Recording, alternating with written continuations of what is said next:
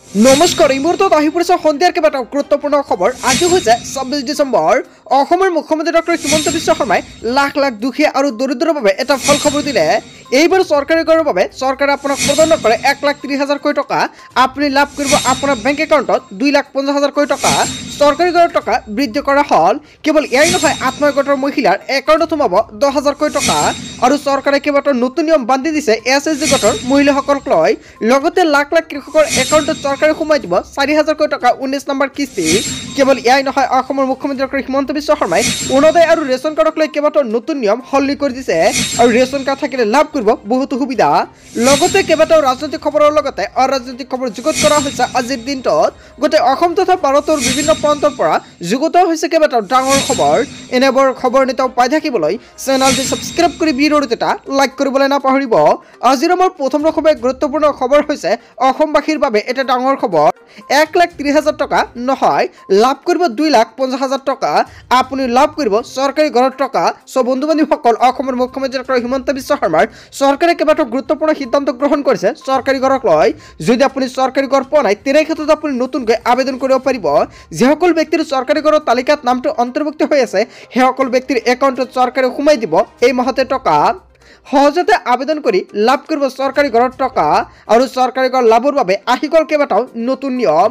চৰকাৰী ঘৰ PMAY 2.0 আঁচনি অনুসৰি নাথাকিব কেঁচা ঘৰ। যদি আপোনাৰ ঘৰত চৰকাৰী ঘৰ নাই, তেনে ক্ষেত্ৰত অতি শীঘ্ৰে এতিয়া আপুনি আবেদন কৰি লৈ লওক। বছৰি ৩ লাখ টকাতকৈ কম উপাৰ্জন কৰা লোকসকলে পাব চৰকাৰী ঘৰৰ সুবিধা।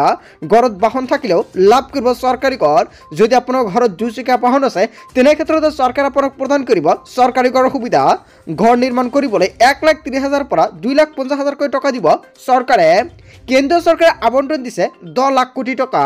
কেৱল গ্ৰামাঞ্চলৰ লোকেই নহয়, চহৰ অঞ্চলৰ দুখীয়া লোকেও লাভ কৰিব চৰকাৰী পকী ঘৰ। PMAY 2.0 বাবে কেনেদৰে কৰিব আপুনি আবেদন, লগতে কি কি নথি পত্ৰৰ প্ৰয়োজন হ'ব। আবেদনৰ বাবে এতিয়া আপুনি লগ ইন কৰক PMAYMIS.gov.in ত। আবেদনৰ বাবে লাগিব আধাৰ কাৰ্ড, পান কাৰ্ড, ঠিকনাৰ প্ৰমাণপত্ৰ। ১ কোটিৰো অধিক লোকক ঘৰ দিয়াৰ লক্ষ্য চৰকাৰৰ। সহজতে আপুনি আবেদন কৰিব পাৰিব চৰকাৰী পকী ঘৰৰ বাবে। যদি আপুনি চৰকাৰী ঘৰ পোৱা নাই, অতি শীঘ্ৰে এই মাহৰ ভিতৰতে আপুনি আবেদন কৰক, কিয়নো ৩১ ডিচেম্বৰ হৈছে শেষ সময়সীমা। যদি ইয়াৰ আগতে আপুনি আবেদন নকৰে, তেনে ক্ষেত্ৰত আপুনি চৰকাৰী ঘৰৰ সুবিধা নাপাব। তাৰপিছত অসমবাসী ৰাইজক জনাইছো আমাৰ পৰৱৰ্তী খুবেই গুৰুত্বপূৰ্ণ খবৰ, লগতে ডাঙৰ খবৰ। নাইডু চৰকাৰৰ বৃহৎ ঘোষণা। মছজিদৰ ইমাম আৰু মৌলানাক দিব ৫ৰ পৰা ১০,০০০ টকা। এই মাত্ৰ কেইবাটাও গুৰুত্বপূৰ্ণ মন্তব্য মুকলি আহিছে। নতুন বছৰত সংখ্যালঘুৰ বাবে বৃহৎ আঁচনি আনিব এন চন্দ্ৰবাবু নাইডুৱে। ২০২৫ৰ পৰাই মছজিদৰ ইমাম আৰু মৌলানাই লাভ কৰিব ৫ৰ পৰা ১০,০০০ টকা। অন্ধ্ৰপ্ৰদেশ চৰকাৰে লৈছে এই বৃহৎ সিদ্ধান্ত। ইমামক ১০,০০০ টকা আৰু মৌলানাক ৫,০০০ টকা ধন দিব চৰকাৰে। মছজিদৰ ইমাম আৰু মৌলানাৰ বাবে ৯০ কোটি টকা আবণ্টন চৰকাৰৰ। চন্দ্ৰবাবু নাইডুৰ চৰকাৰৰ সংখ্যালঘু দপ্তৰৰ এই ঘোষণা। আৰু এই ঘোষণাৰ পিছতে আনন্দত উৎফুল্লিত অন্ধ্ৰপ্ৰদেশৰ মুছলমান সমাজ। নতুন বছৰতে সংখ্যালঘুৰ বাবে বৃহৎ আঁচনি আনিব এন চন্দ্ৰবাবু নাইডুৱে। হয় বন্ধু বান্ধৱীসকল, চন্দ্ৰবাবু নাইডুৱে যিখন মন্তব্য কৰিছে বা যিখন আঁচনি ৰূপায়ণ কৰিছে, সেইখনৰ বিষয়ত জনতাই কি ক'ব। যদি জনতাৰ কিবা মন্তব্য কৰিব লগা থাকে, আপোনাৰ মন্তব্যটো নিশ্চয় কমেণ্ট বক্সত জনাব। তাৰপিছত অসমবাসী ৰাইজক জনাইছো আমাৰ পৰৱৰ্তী খুবেই গুৰুত্বপূৰ্ণ খবৰ, লগতে ডাঙৰ খবৰ। ১ ফেব্ৰুৱাৰীৰ পৰা ৰাজ্যৰ মহিলাসকলৰ একাউণ্টত সোমাব টকা। এতিয়া সাজু কৰক এইকেইখন নথি পত্ৰ। হয় বন্ধু বান্ধৱীসকল, অসমৰ মুখ্যমন্ত্ৰী ডক্টৰ হিমন্ত বিশ্ব শৰ্মা চৰকাৰে প্ৰতিজন মহিলাৰ বাবে কেইবাটাও গুৰুত্বপূৰ্ণ সিদ্ধান্ত গ্ৰহণ কৰিছে। ১ ফেব্ৰুৱাৰীৰ পৰা ৰাজ্যৰ প্ৰতিটো সমষ্টিৰ মহিলাই লাভ কৰিব চৰকাৰৰ ধন। ৰাজ্যৰ ১২ লাখ মহিলাই শীঘ্ৰেই পাব এটা ভাল খবৰ। সমষ্টিয়ে প্ৰতি ১০,০০০কৈ মহিলাই লাভ কৰিব চৰকাৰী ধন। মুখ্যমন্ত্ৰী ডক্টৰ হিমন্ত বিশ্ব শৰ্মা চৰকাৰৰ ডাঙৰ সিদ্ধান্ত। চৰকাৰী ধন পাবলৈ কি কি কৰিব লাগিব মহিলাসকলে। ৰেচন কাৰ্ড থকা প্ৰতিটো পৰিয়ালৰ মহিলাই লাভ কৰিব চৰকাৰী ধন। যদি আপোনাৰ ৰেচন কাৰ্ড আছে, তেন্তে আপোনাৰ বাবে এটা ভাল খবৰ।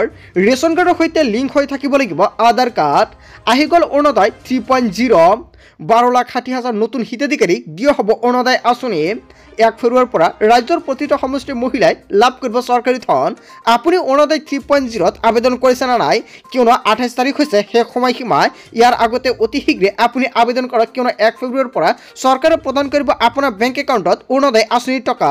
যিসকল ব্যক্তি নতুনকৈ আবেদন কৰিছে সেইসকল ব্যক্তিৰ বাবে এটা ভাল খবৰ। লগতে যিসকল ব্যক্তিৰ অৰুণোদয় আৰু অৰুণোদয় 2.0 আঁচনিৰ টকা পাই আছে সেইসকল ব্যক্তিৰো নতুনকৈ আবেদন কৰিব লাগিব, অন্যথা অৰুণোদয় আঁচনিৰ টকা নাপাব, অৰুণোদয় আঁচনিৰ পৰা বঞ্চিত হ'ব। তাৰপিছত অসমবাসী ৰাজুক জনাইছো আমাৰ পৰৱৰ্তী খুবেই গুৰুত্বপূৰ্ণ খবৰ, লগতে ডাঙৰ খবৰ।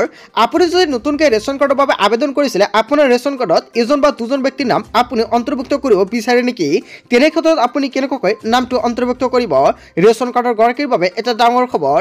কেনেকৈ কৰিব সদস্যৰ নাম অন্তৰ্ভুক্ত সম্পূৰ্ণকৈ জানি লওক।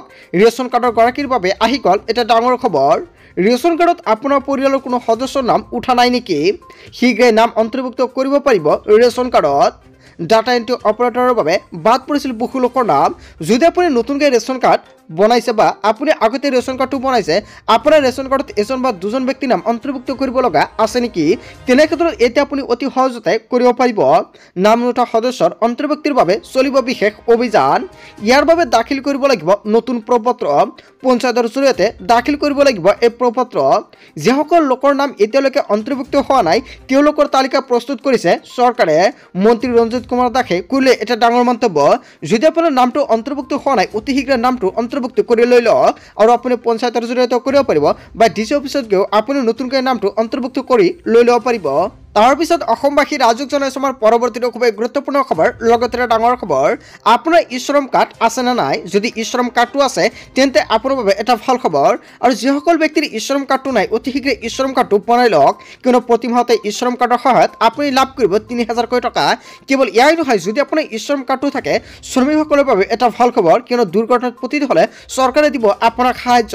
আৰু ই শ্ৰম কাৰ্ড থাকিলে আপুনি প্ৰত্যেক মাহতে 3000 টকা বেছিকৈ লাভ কৰিব। ই শ্ৰমত নাম পঞ্জীয়ন কৰা শ্ৰমিকসকলৰ বাবে এটা ডাঙৰ খবৰ। দুৰ্ঘটনাত মৃত্যু হোৱা আৰু অংগক্ষত শ্ৰমিকলৈ আৰ্থিক সাহায্য। দুৰ্ঘটনাত মৃত্যু হোৱা শ্ৰমিকৰ পৰিয়াললৈ 2 লাখ টকাৰ আৰ্থিক সাহায্য প্ৰদান কৰিব চৰকাৰে। দৃষ্টিশক্তি হেৰুৱাই পেলোৱা অথবা দুখন হাত হেৰুওৱা শ্ৰমিকলৈ 2 লাখকৈ টকা প্ৰদান কৰিব। শৰীৰৰ কোনো অংগ বা ব্যৱহাৰ অযোগ্য হৈ পৰা অংগক্ষত শ্ৰমিকলৈ 2 লাখকৈ টকা প্ৰদান কৰিব। দুৰ্ঘটনাত এখন ভৰি বা এটা চকু হেৰুওৱা শ্ৰমিকলৈ 1 লাখকৈ টকাৰ আৰ্থিক সাহায্য প্ৰদান কৰিব চৰকাৰে। আৰু শ্ৰম কল্যাণ বিভাগৰ তৰফৰ পৰা কৰা হৈছে এটা ডাঙৰ ঘোষণা। ই শ্ৰম কাৰ্ডত যদি আপোনাৰ নামটো পঞ্জীভুক্ত হৈ আছে তেনে ক্ষেত্ৰত আপুনি লাভ কৰিব এই সুবিধা।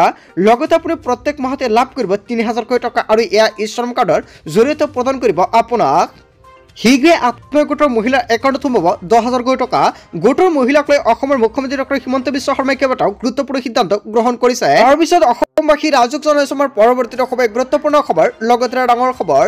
ক্ষমতা আজি আছে, কালি শেষ হৈ যাব, ৰাইজৰ মন্ত্ৰী হৈ থাকিব লাগে, এনেকুৱাকৈ কেইবাটাও গুৰুত্বপূৰ্ণ মন্তব্য কৰিছে।